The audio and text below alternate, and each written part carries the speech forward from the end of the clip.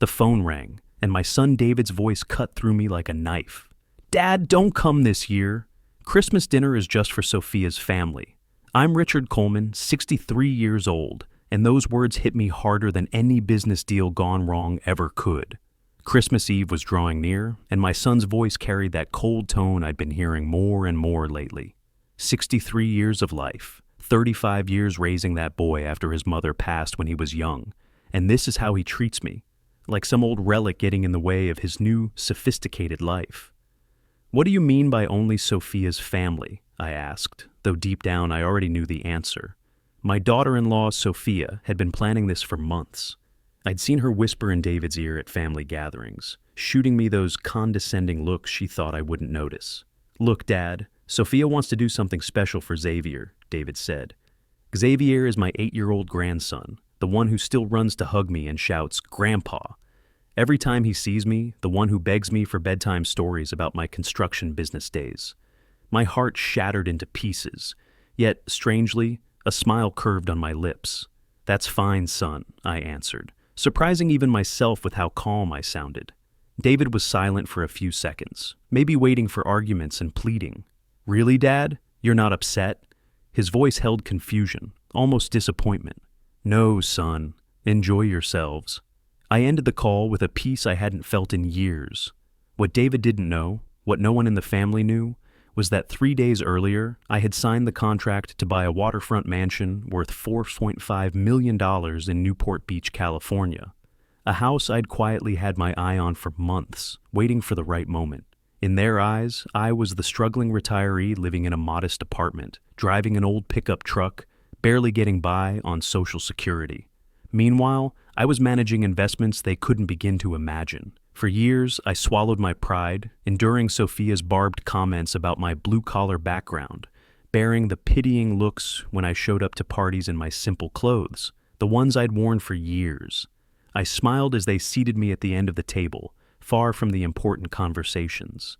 I pretended not to hear Sophia on the phone with her friends. "He's just not sophisticated enough for our circle. You know how these construction worker types are." But that day, something in me shifted. Maybe it was the chill in David's voice, or the shock of realizing my own son chose to humiliate his father over the phone instead of speaking to me face to face.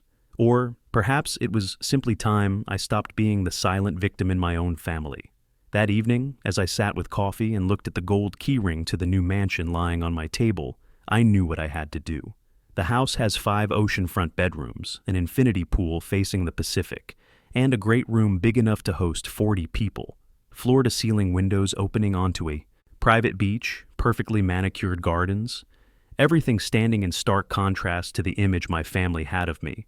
While they were planning their intimate dinner with fine china and imported delicacies, I would prepare the most spectacular Christmas they had ever seen. That night in bed, I thought about every humiliation I'd swallowed over the past 8 years since I retired.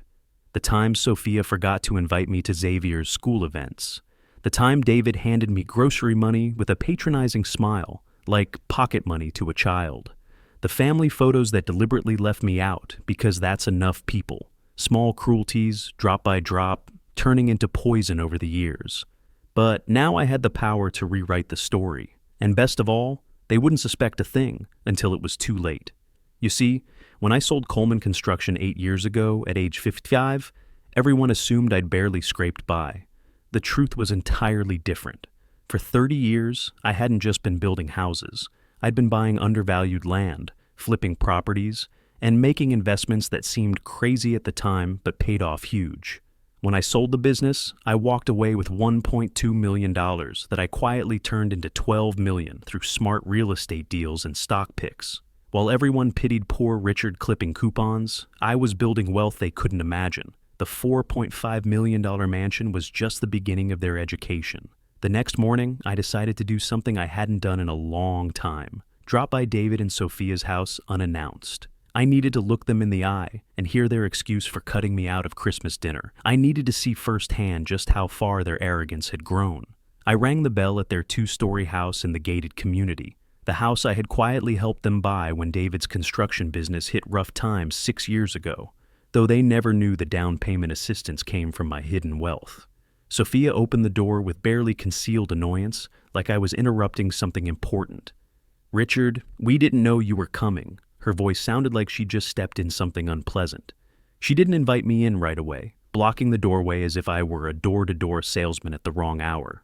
"Hello, Sophia. I came to see Xavier, and while I'm here, to talk about Christmas plans." She finally stepped aside to let me in, but not before I caught the warning glance she shot David. He came out to the living room looking uncomfortable, wearing that guilty expression I'd seen too many times lately. "Dad, I already told you on the phone. We want to do things differently this year." He couldn't meet my eyes as he spoke. Xavier ran out of his room, beaming with joy. "Grandpa." But before he could reach me, Sophia put a heavy hand on his shoulder, stopping him in his tracks. "Xavier, go back to your room and finish your homework. The adults are talking." My grandson's smile went out like a light. The boy looked confused and hurt, but obeyed his stepmother without question. I sat on the sofa I'd helped them buy last year, though they didn't know I'd anonymously covered half the cost through David's business account, and watched Sophia sit opposite me, wearing that superior pose she'd perfected over the years. "I hope you understand this isn't personal," she said, with fake sweetness dripping from every word. "My family has very particular Christmas traditions that have been passed down for generations." "What tradition is so special that I can't be there?" I asked, keeping my voice even. That question clearly rattled her composure. David shifted uncomfortably on his feet.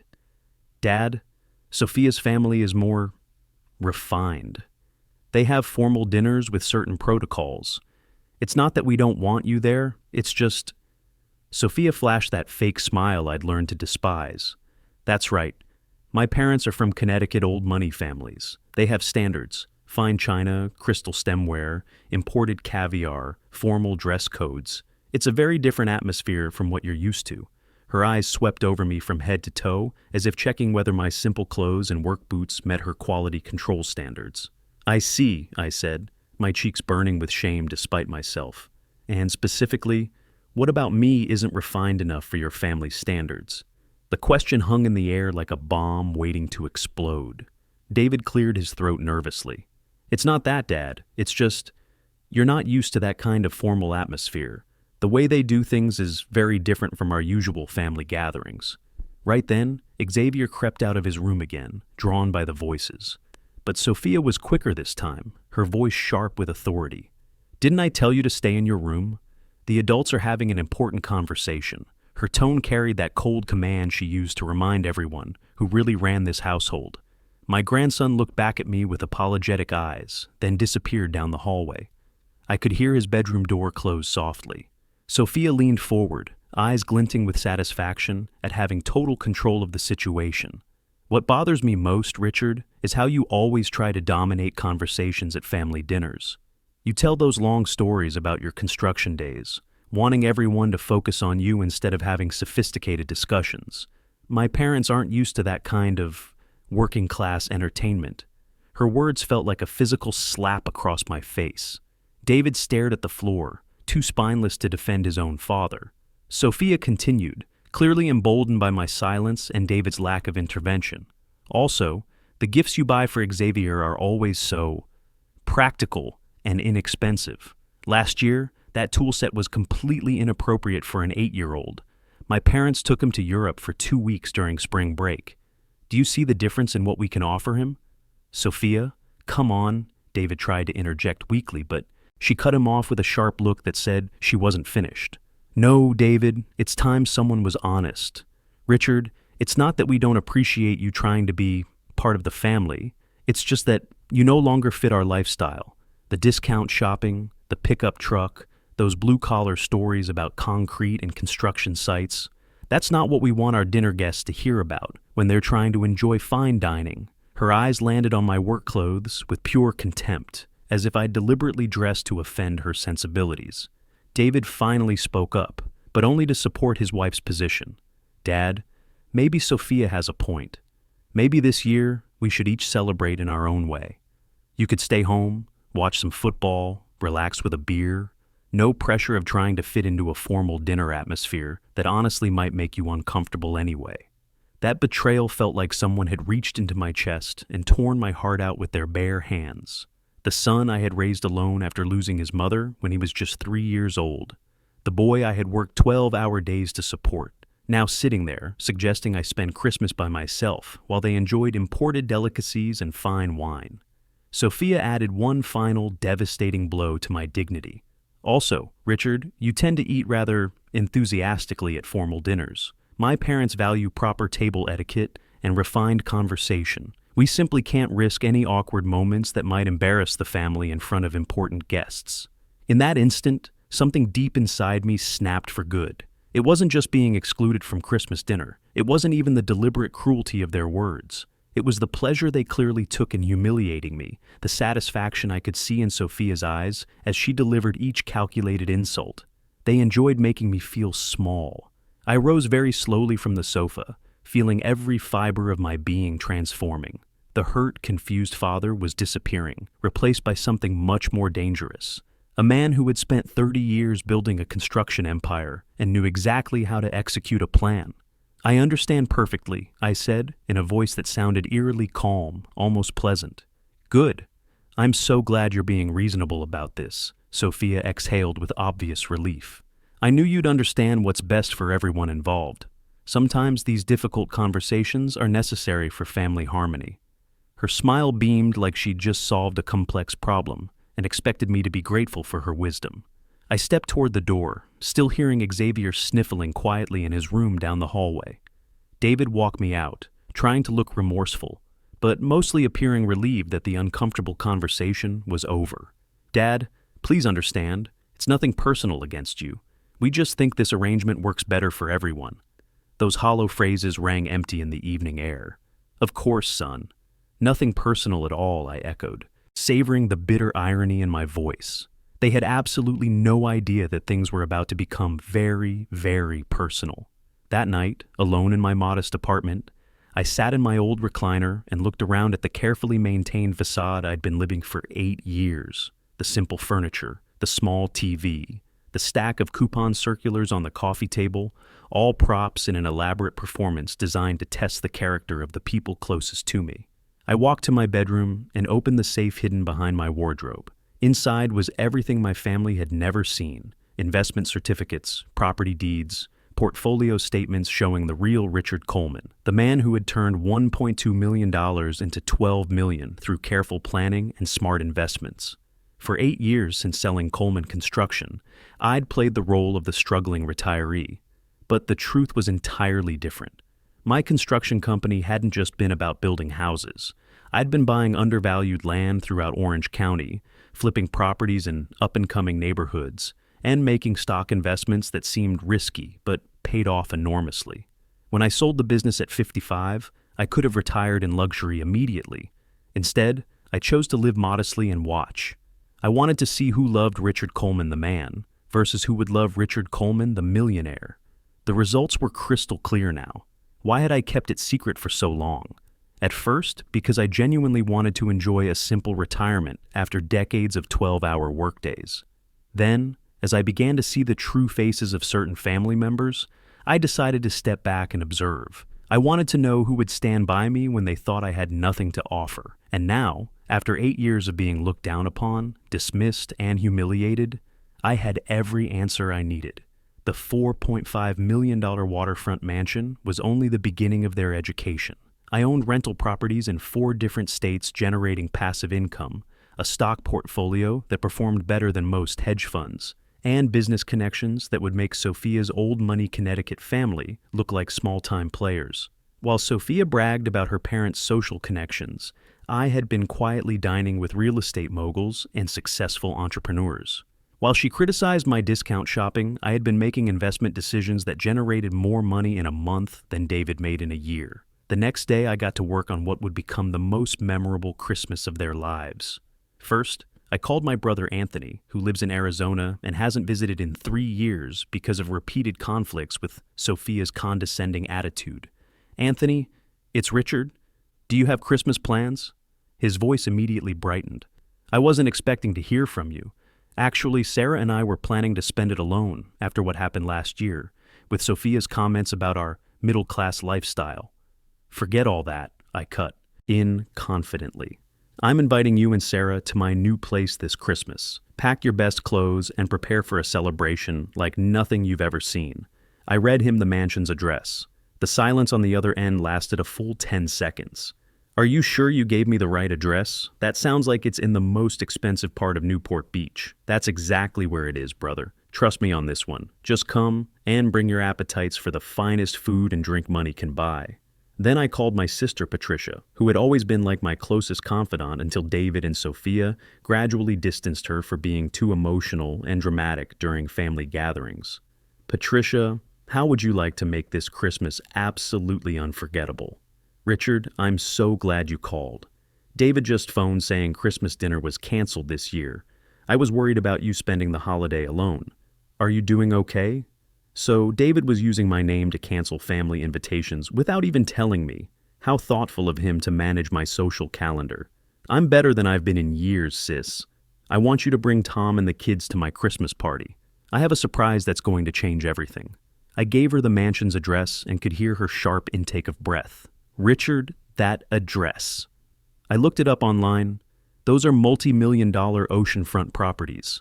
"Are you house sitting for someone?" "Not exactly," I said with a smile she couldn't see. "Let's just say your big brother has been full of surprises lately. Dress elegantly and get ready for the most spectacular Christmas of your life." The guest list was growing and I was just getting started. I called every uncle, aunt, cousin, and close family friend, the very people David and Sophia had gradually edged out of family gatherings over the years for being insufficiently sophisticated for their new social circle. Each conversation revealed just how systematically they had been cutting people out. My cousin Maurice, who works as an electrician, told me how Sophia had suggested last year that he clean up a bit more thoroughly before coming to Xavier's birthday party, implying that working with his hands somehow made him dirty. My elderly neighbor, Mrs. Henderson, confessed that David had hinted it was time for the older generation to step back from family traditions, to make room for newer, more refined customs. Each story was another knife to my heart, but they also fueled my determination.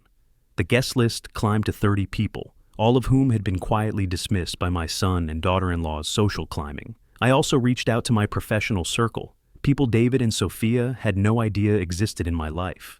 Gregory Martinez, my financial advisor, who had helped grow my portfolio from $1.2 million to $12 million over 8 years. Leonard Peterson, my property manager who oversaw my rental empire across 4 states. Even Patricia's friend Diana, who ran a successful catering business and had always wondered why I lived so modestly. "Gregory, want to spend Christmas at my place this year? I think it's time you finally met my family properly." Gregory already knew my financial situation and had offered to help me come clean many times over the years. "Are you finally going to reveal the portfolio to them?" I laughed softly. "Let's just say they're about to learn exactly who their father really is." "Richard, are you sure about this approach?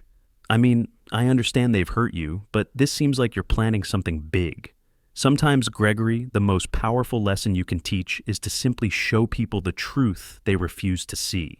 Meanwhile, I maintained my usual routine perfectly. I continued shopping with coupons, wearing my simple clothes, driving my old pickup truck to the grocery store. But every evening, I drove to the mansion to oversee the transformation that would soon shock my family to their core. I hired Diana's catering company to handle the food.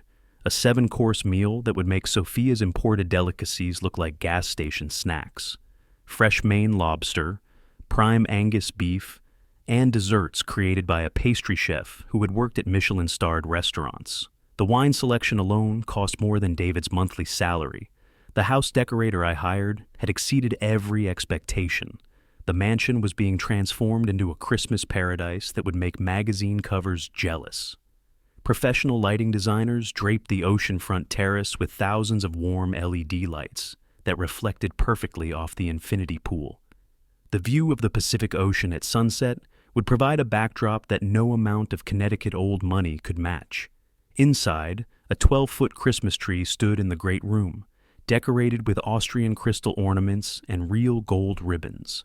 The dining table was being set with Waterford crystal and Wedgwood china that cost more per place setting than most people spend on Christmas gifts. That week, David called me twice, perhaps feeling some late-blooming guilt about how the conversation at his house had gone. Dad, are you okay? You sounded so calm the other day when we talked about Christmas. I was expecting you to be more upset. There was a note of genuine worry in his voice that I hadn't heard in years. I'm wonderful, son. Actually, I'm better than I've been in a very long time. Dad, listen, if you want, maybe you could come over for dessert after our dinner with Sophia's parents. I know she said some harsh things, but you know how she gets when she's stressed about entertaining. Don't worry about me, David, I gently interrupted him. I'm going to have a wonderful Christmas, probably the most memorable one of my entire life. He was clearly confused by my upbeat attitude. Are you going to Anthony's house in Arizona, or maybe spending it with some of your old work buddies? I smiled, though he couldn't see it through the phone. Enjoy your imported caviar and fine French wine. Son, I'll be exactly where I need to be, surrounded by people who truly appreciate me. 3 days before Christmas, Sophia called me directly, which was unusual since she typically communicated through David. Richard, I hope you won't take our conversation the other day too personally. I was just trying to make sure everyone understood what would work best for the family dynamic. Her voice dripped with that fake concern she'd perfected over the years. Not at all, Sophia. In fact, I want to thank you for opening my eyes to so many things I hadn't fully understood before. I heard her exhale with obvious relief on the other end of the line. Wonderful. I'm so glad you're being mature about this situation. After all, family harmony is what matters most, right? We all want what's best for everyone involved. Absolutely, I echoed, thinking about the 30 guests who had enthusiastically confirmed their attendance at my celebration. Family is the most important thing in the world. What Sophia didn't realize was that I was about to show her exactly what real family looked like. On Christmas Eve morning, I was at the mansion doing final preparations when Anthony arrived early with his wife Sarah to help with last-minute details. Their reaction when the security gate opened was everything I had hoped for, and more. Anthony stood frozen in the circular driveway, his mouth hanging open as he stared at the marble fountain, the perfectly manicured gardens, and the towering mansion that rose before him like something from a movie set. "Richard," he said slowly, "whose house is this exactly?" "Mine, brother," I replied with quiet satisfaction. "Every square inch of it belongs to me."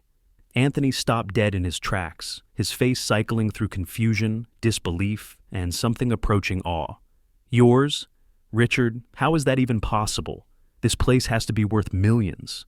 $4.5 million to be exact, I said with quiet pride.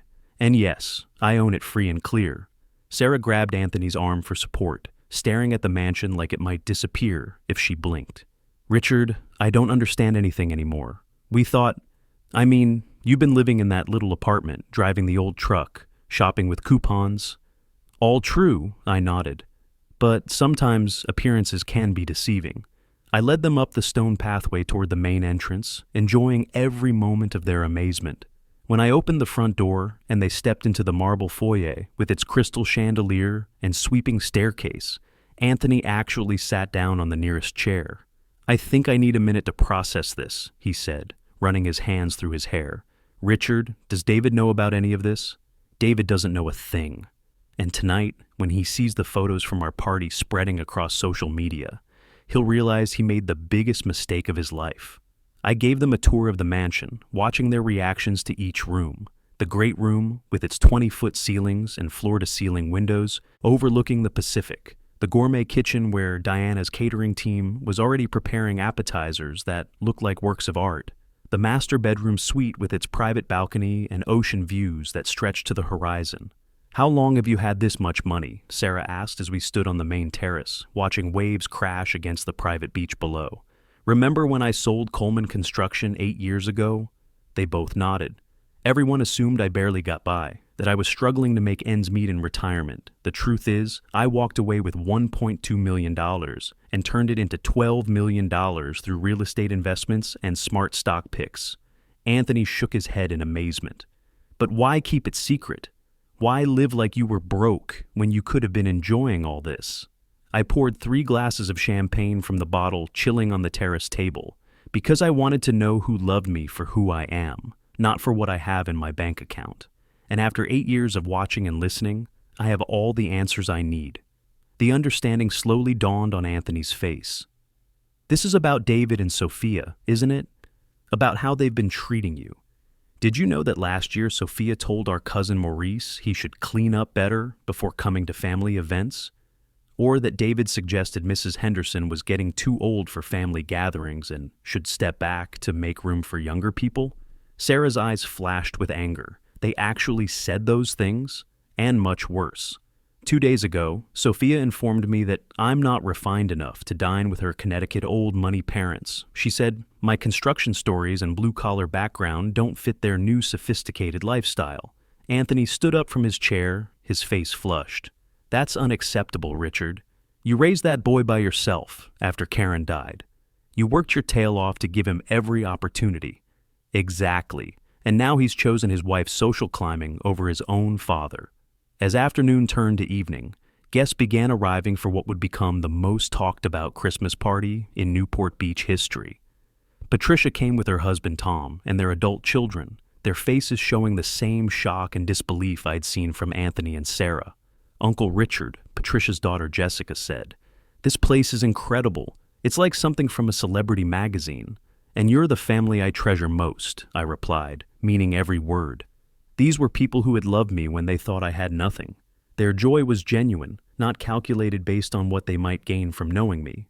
Gregory arrived with his wife, followed by Leonard and several other business associates who had been curious to meet my family for years. The contrast was striking. Successful professionals who treated me as an equal, mixed with working-class relatives who loved me unconditionally, all gathering in a setting that spoke of genuine achievement rather than inherited privilege. As the sun began to set, painting the ocean in shades of gold and crimson, my phone started ringing incessantly. The caller ID showed David's name. I let it ring. He called back immediately. This time, I decided to answer, putting the phone on speaker so Anthony and Patricia could hear. "Dad, where are you?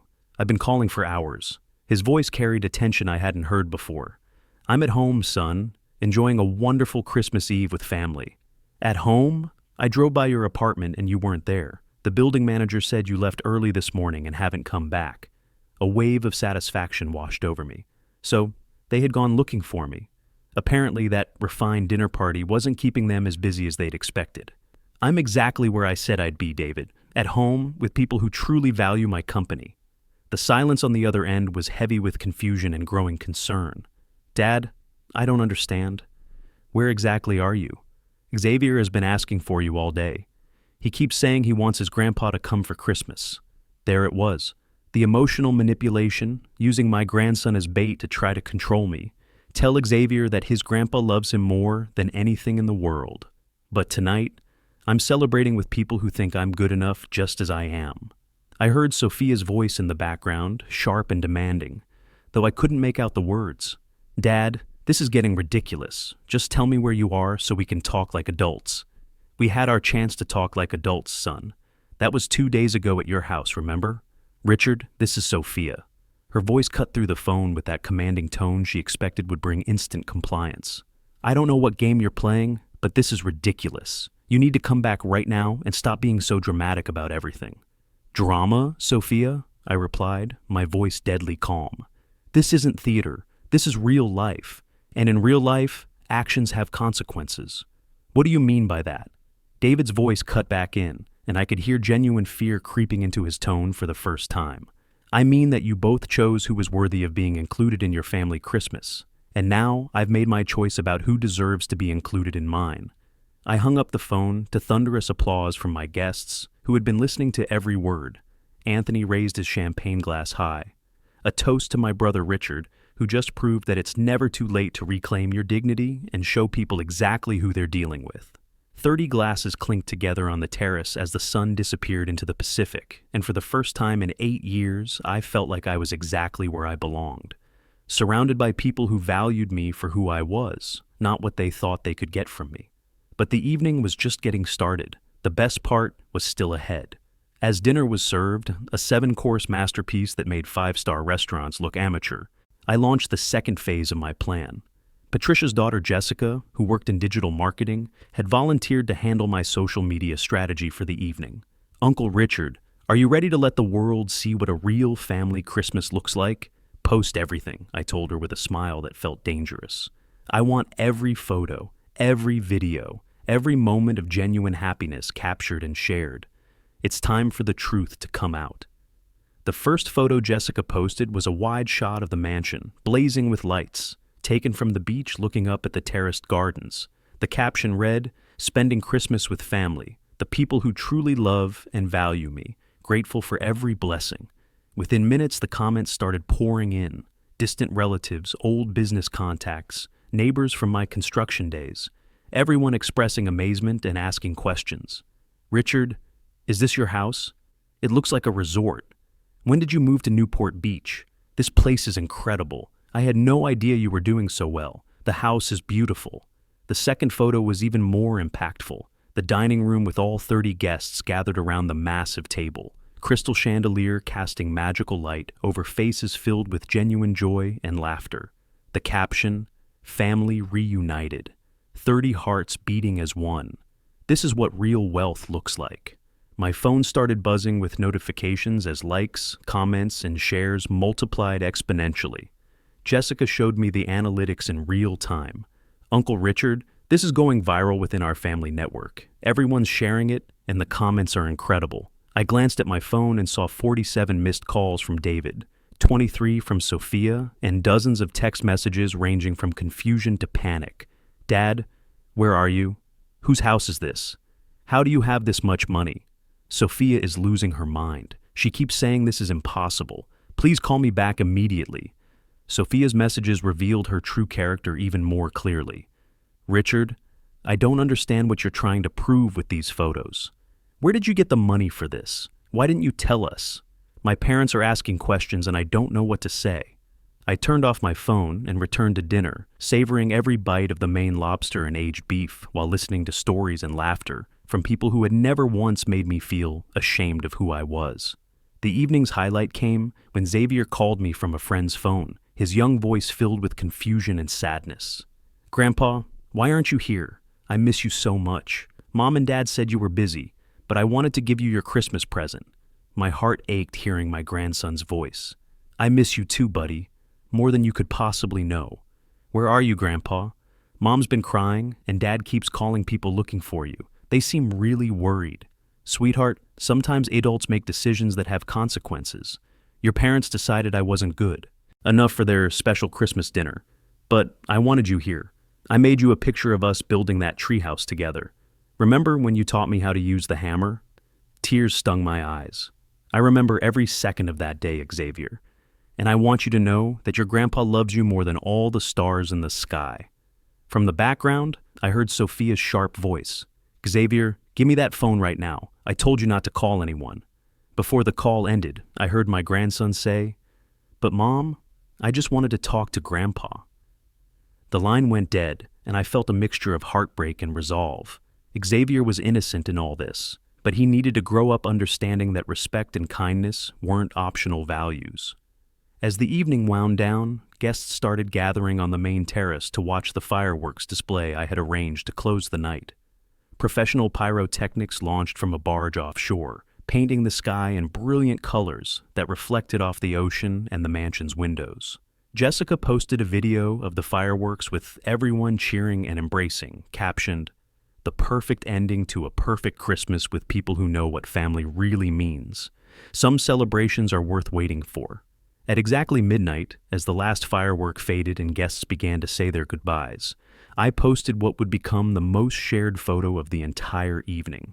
It showed me standing alone on the main balcony, champagne glass raised toward the stars, the mansion glowing behind me, the Pacific Ocean stretching endlessly into the darkness. The caption read, "At 63, I've learned it's never too late to surround yourself with people who appreciate your true worth. My home, my real family, my happiness. Some lessons take a lifetime to learn, but they're worth the wait." Within hours, that single photo had been viewed by thousands of people and shared across every social media platform. The morning of December 26th, I woke up in the mansion's master bedroom for the first time, sunlight streaming through floor-to-ceiling windows that faced the Pacific Ocean. Patricia was staying in one of the guest rooms, and we met on the main terrace for coffee as waves crashed rhythmically against the private beach below. "Good morning, Mr. Millionaire," she teased, though her eyes held a mixture of pride and concern. How does it feel to be the most talked about person in Orange County? Like justice, Patricia. Pure, undiluted justice. We sat with fresh pastries and fruit that looked like artwork, but the peaceful morning was interrupted by my phone ringing with an unknown number. Mr. Coleman? This is Mrs. Rodriguez, Xavier's teacher at Ocean View Elementary. I'm sorry to call so early, but David and Sophia came to the school yesterday asking if we knew how to reach you. They seemed frantic. How interesting. They were desperate enough to involve Xavier's school in their search. What exactly did you tell them? Well, sir, we saw your Christmas photos on Facebook. The mansion is absolutely stunning. Everyone in our teacher Facebook group has been talking about it. But David and Sophia looked genuinely panicked. They said they needed to find you urgently for a family emergency. Tell them I'm perfectly fine, Mrs. Rodriguez. When I'm ready to meet with them, I'll reach out directly. Over the next 2 hours, I received 7 more calls just like that. My old neighbor from the apartment complex, a distant cousin from Sacramento, even Xavier's pediatric dentist. David and Sophia were systematically contacting everyone they could think of, trying to locate me. I opened my social media accounts to check the full scope of what was happening. The Christmas photos had exploded beyond anything I could have imagined. The main mansion photo had been shared over 500 times within family networks alone, with hundreds of comments from people expressing amazement, confusion, and admiration. David's Facebook activity told the whole story. He'd been desperately commenting on the photos, trying to get my attention. Dad, please call me. We need to talk immediately. I don't understand what's happening. Richard Coleman, this is your son. Where are you? Please respond. Dad, Mom would be so disappointed in how we're handling this. Please let us fix this. That last comment, invoking my deceased wife's memory, showed just how desperate he'd become. Sophia's messages revealed her true character even more starkly. Richard, I don't know what you're trying to prove with this elaborate display, but it's embarrassing for the whole family. My parents are asking questions I can't answer. We need to discuss this situation like rational adults. Then, as the reality of my wealth became undeniable, I may have been too direct the other day. You know I speak my mind sometimes. Why did you feel the need to make such a dramatic scene instead of just explaining your financial situation honestly? I posted one final photo, myself in a silk robe, sitting on the terrace with coffee and the morning newspaper, the Pacific Ocean stretching endlessly behind me. The caption read, "Morning Peace." When you remove toxic people from your life, what remains is serenity and genuine happiness. Early afternoon, the BMW I'd been expecting screeched to a halt outside the security gate. David and Sophia climbed out, both looking like they hadn't slept in days. David was still wearing yesterday's clothes, wrinkled and stained. Sophia's usually perfect makeup was smudged, her hair disheveled, a state I'd never seen her in before. They stood at the gate for several minutes, pointing at every detail of the property. The marble fountain with its classical sculptures, the perfectly manicured gardens that looked like something from a luxury resort, the columned entrance that spoke of old-world elegance, the ocean views that stretched to the horizon. Their faces cycled through disbelief, shock, and what I could only describe as dawning horror as they realized the implications of what they were seeing. Finally, David pressed the intercom button. His voice was shaking. "Dad, I know you're in there. Please, we desperately need to talk to you." I didn't answer immediately. I let them wait exactly 10 minutes, just enough time to finish reading the morning financial reports that showed my investments had gained another $50,000 overnight. "Who is it?" I asked through the intercom, as if I didn't know perfectly well. "Dad, it's David. I'm here with Sophia. Please open the gate. We need to discuss this situation face to face." His voice carried a desperation I'd never heard before, mixed with something that might have been genuine fear. "David, what brings you here? Aren't you busy recovering from your refined European Christmas dinner?" The silence that followed was suffocating. "Dad, please. We made a terrible mistake. We need to explain, to apologize, to make this right somehow." An explanation for what exactly? The house, the money, or the fact that I kept my success from you for 8 years? "All of it," he said, his voice breaking slightly. "Dad, have you been lying to us this entire time?" "I never lied, son. I simply didn't volunteer information you never bothered to ask about. There's a significant difference. I heard Sophia saying something urgently to David, though I couldn't make out the words through the intercom. Could you please open the gate so we can have this conversation properly, as a family? Before I do that, David, I need you to answer one question honestly. Did you come here today because you genuinely wanted to see your father, or because those photos made me suddenly interesting to you? The question hung in the air like a sword waiting to fall. The silence stretched so long, I wondered if they'd walked away. Both, David finally answered, his voice barely above a whisper. I came because I realized I've lost something irreplaceable, and because I'm terrified that I've destroyed the most important relationship in my life over my own stupidity and pride. For the first time in years, my son was being completely honest with me. I buzzed the gate open. They walked slowly up the stone pathway, each step heavy with the weight of their shock and dawning understanding. Before them stood not the struggling retiree they had dismissed, but a successful man on his own magnificent property, holding all the cards in a game they hadn't even realized they were playing. When they reached the front door, I opened it myself, wearing an elegant navy blazer and the gold Rolex I'd never worn around them, one of several luxury watches in my collection. The look on their faces was exactly what I'd waited 8 years to see: complete shock, confusion, and for the first time in ages, something that resembled genuine respect mixed with fear. Hello, David. Hello, Sophia. Welcome to my home. My voice was calm, controlled, and carried an authority they'd never heard from me before. Please, come in. We have quite a lot to discuss. They entered like tourists in a museum, their eyes drifting from the crystal chandelier in the foyer to the original oil paintings on the walls, from the marble floors to the designer furnishings that cost more than most people's cars. It was as if they were seeing a ghost, but that ghost was the real Richard Coleman, finally revealed. I gestured toward the Italian leather sofas in the main living room, which overlooked the ocean through floor-to-ceiling windows. Sit. They obeyed without a word, something I hadn't experienced in years. Normally, Sophia would have some condescending comment about the decor, and David would try to steer the conversation towards safer topics. Now, they sat in stunned silence, completely out of their element.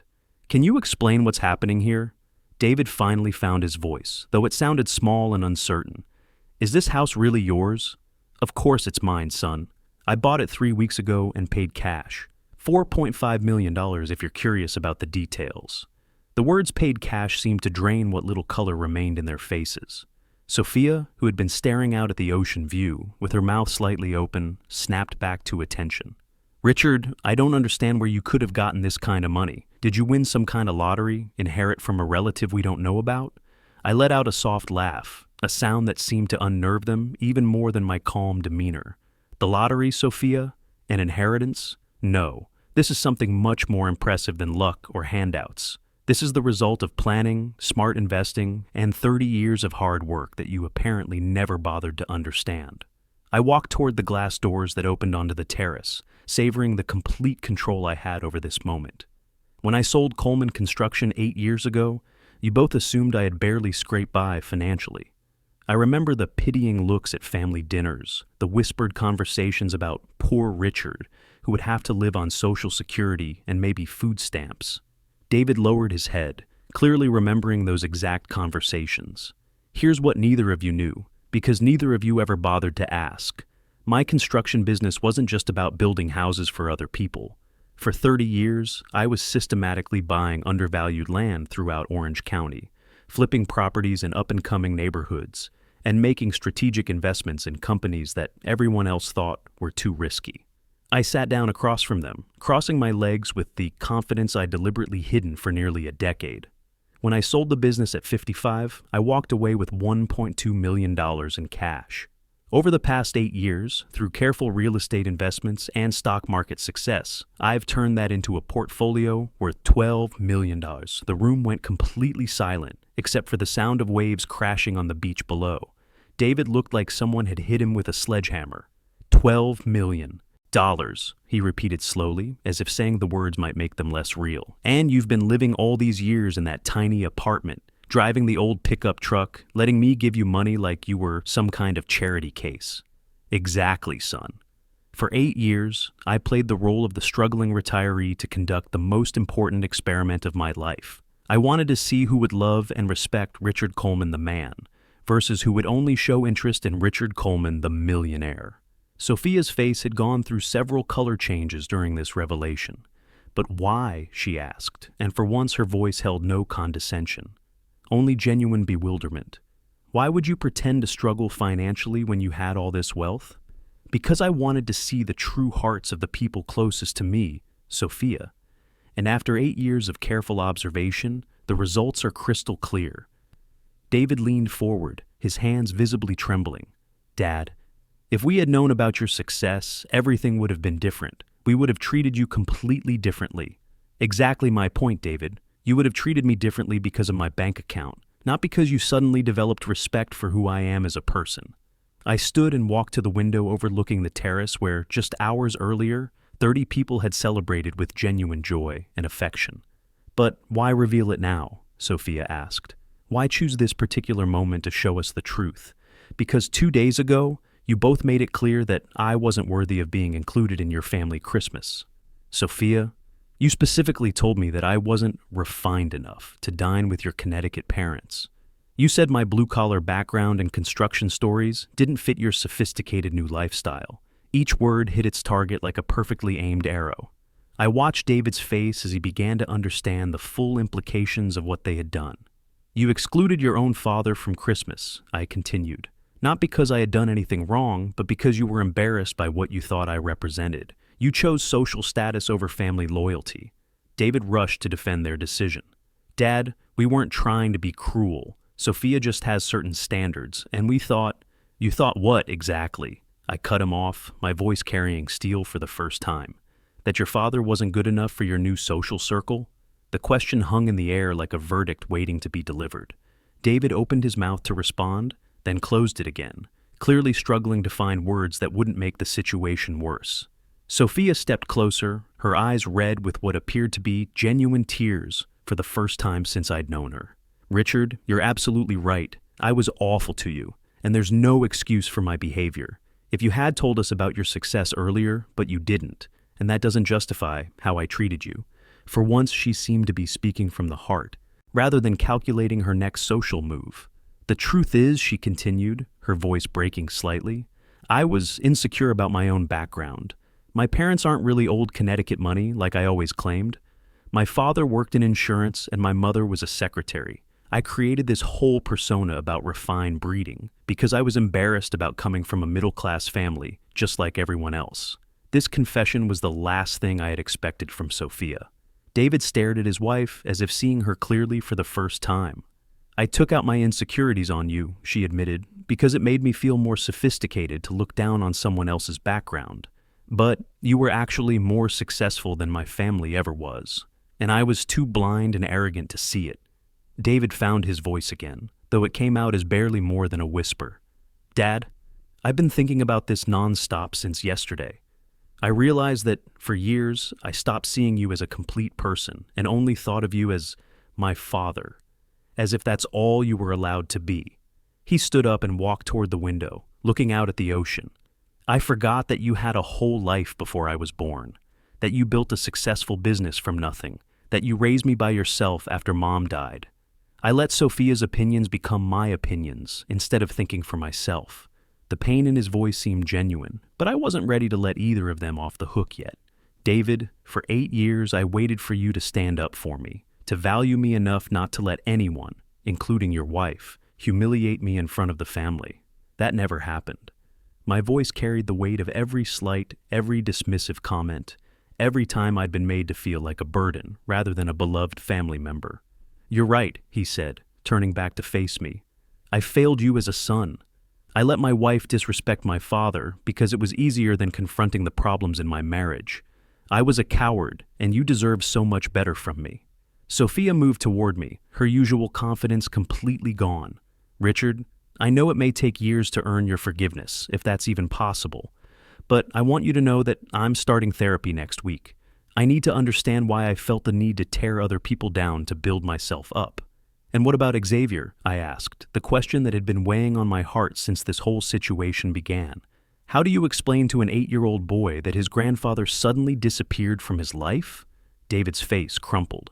That's the hardest part, Dad. He's been asking about you constantly since Christmas morning. He keeps saying, "Where's Grandpa? Why didn't he come for Christmas? Did I do something wrong?" The image of my grandson blaming himself for adult problems made my chest tight with emotion. Yesterday, he told me, "Dad, Grandpa always keeps his promises. If he said he'd be here for Christmas, something must be really wrong." David's voice broke completely. "He has more faith in your character than his own father did." "Xavier isn't responsible for the choices you adults made," I said firmly. "He's an innocent child who loves his grandfather and deserves to have that relationship protected, not used as a weapon in adult conflicts." "You're absolutely right," Sophia said immediately. "I should never have involved Xavier in our problems or prevented him from calling you. That was cruel and unfair to both of you." David stepped closer to me, his eyes filled with a desperation I'd never seen before. "Dad, I know we have no right to ask for anything after how we've treated you, but is there any possibility that we could find a way to rebuild our relationship? Any chance that you could forgive us enough to let Xavier back into your life?" I walked to the terrace doors and looked out at the infinity pool, where just last night, 30 people had celebrated a Christmas filled with genuine love and respect. The contrast with this conversation couldn't have been sharper. "David, forgiveness isn't something that happens immediately after an apology. It's built through consistent actions over time, through proof that the behavior that caused the hurt won't happen again." "What would we need to do?" he asked, and for the first time in years, he sounded like the little boy who used to ask me how to fix his broken toys. "First, you need to understand that this mansion, this wealth, this success, it's not just about money. It represents who I've always been, a man who works hard, plans carefully, and takes care of his family. You just never bothered to look beneath the surface." They both nodded, hanging on every word. "Second, Xavier deserves to know his real grandfather, not some watered-down version you think is appropriate for your social circle. He needs to understand that success comes from hard work, integrity, and treating everyone with respect, regardless of their bank account." "Yes," David said immediately. "Absolutely. Third," I continued, "if we're going to rebuild this family, it has to be based on honesty and mutual respect. No more condescension, no more excluding family members because they don't meet someone's arbitrary social standards." Sophia wiped her eyes and nodded. "Richard, I swear to you, I will spend however long it takes to prove that I can be the daughter-in-law you deserve from the beginning." The conversation was reaching a turning point, but I wasn't ready to make any promises yet. "There's one more thing you both need to understand," I said, walking back to face them directly. "This isn't just about our family dynamics. Xavier is watching every move we make, learning what family loyalty means, what respect looks like, and how adults handle conflict and forgiveness." David and Sophia exchanged a glance that seemed to carry an entire conversation between them. "You're absolutely right, Dad. Whatever happens between us, Xavier shouldn't suffer for our mistakes." I considered their words carefully. After 8 years of careful observation, I had learned to distinguish between genuine remorse and performative apologies designed to get what someone wanted. "Could we bring Xavier to visit you this weekend?" David asked tentatively. "He's been asking about you nonstop, and I think seeing that you're okay might help him understand that the adults in his life are working to fix their problems." "Yes," I said, surprising myself with how quickly I answered. "But when he comes here, he's going to meet the real Richard Coleman, a businessman, an investor, a man who built something significant with his life. I don't want him growing up thinking that older people are burdens to be tolerated rather than valued family members with their own accomplishments. I want him to know that version of you," David said immediately. "I want him to be proud of his grandfather's success and learn from your example." Sophia spoke up for the first time in several minutes. "Richard, would it be appropriate for me to ask Xavier to apologize to you for my behavior? I think it's important that he sees adults taking responsibility for their mistakes." I was genuinely surprised by the thoughtfulness of her suggestion. "That would mean a great deal, Sophia. Children need to see that apologies are about more than just words. They're about change behavior over time." 3 months later, I was sitting in the mansion's home office reviewing plans for the Coleman Family Scholarship Fund I had decided to establish for children from working-class families who wanted to pursue higher education. The ocean view from my mahogany desk served as a daily reminder that life could change dramatically when you finally decided to stop accepting less than you deserved. Xavier had been visiting me every weekend since January, and the transformation in our relationship had been remarkable. The first time he saw the mansion, his reaction was pure childhood wonder. "Grandpa, is all of this really yours?" "Yes, buddy, and someday, if you grow up to be the kind, hard-working man I believe you will be, part of this will be yours too." I had also explained, in terms an 8-year-old could understand, that money was a tool for doing good things, not for showing off or making other people feel bad. "Why didn't you tell me you were rich, Grandpa?" he had asked during one of our Saturday afternoon walks on the beach. "Because I needed to know who loved me for who I am inside, Xavier, not for what I own. And now I know for sure." Over those 3 months, David had kept every promise he'd made during our difficult conversation. He called me every day, not to ask for anything, but simply to check on my day and share what was happening in his life. He visited alone every Tuesday evening, and we had begun to rebuild the father-son relationship that had been damaged by years of neglect and misplaced priorities. "Dad, I've been thinking about something," he said during one of our Tuesday visits. "I realized that for years I stopped seeing you as a complete person with your own dreams and accomplishments. I only thought of you as my father, as if that was your only identity. That's a common mistake, son.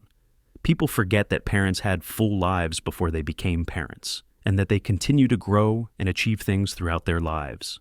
Sophia's transformation had been more gradual, but equally genuine. She had indeed started therapy and was working to understand the insecurities that had driven her to treat others poorly.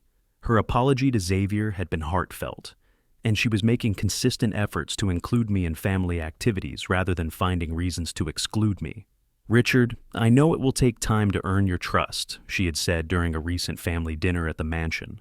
"But I want you to know that I'm committed to becoming the kind of person who builds others up rather than tearing them down." The story of my Christmas revelation had spread far beyond our immediate family. I received dozens of letters from other older adults who felt they had been sidelined or dismissed by their own families. One letter particularly touched me, from a 67-year-old woman in Phoenix who wrote, "Dear Mr. Coleman, your story gave me the courage to stop pretending to need my children's financial help when I actually have a substantial retirement fund. For 5 years, I've let them treat me like a burden because I was afraid they'd only love me for my money. Your example showed me that respect isn't something to beg for. It's something to command through how you live your life." With Gregory's help, I had established the Dignity and Respect Foundation, focused on helping older adults who had been marginalized by their families. The first project was a program to reconnect grandparents with grandchildren when toxic family dynamics had created artificial barriers. "You know what's the best part of all this, Dad?" David asked during our most recent conversation. "What's that, son?" "You didn't just teach us a lesson about respecting family. You showed us that it's never too late to change your life, to demand better treatment, and to surround yourself with people who appreciate your true worth." As I sat on the terrace that evening, watching the sunset paint the Pacific in shades of gold and crimson, I reflected on the journey that had brought me to this point. A story that began with exclusion and humiliation had become a journey of self-discovery and redemption.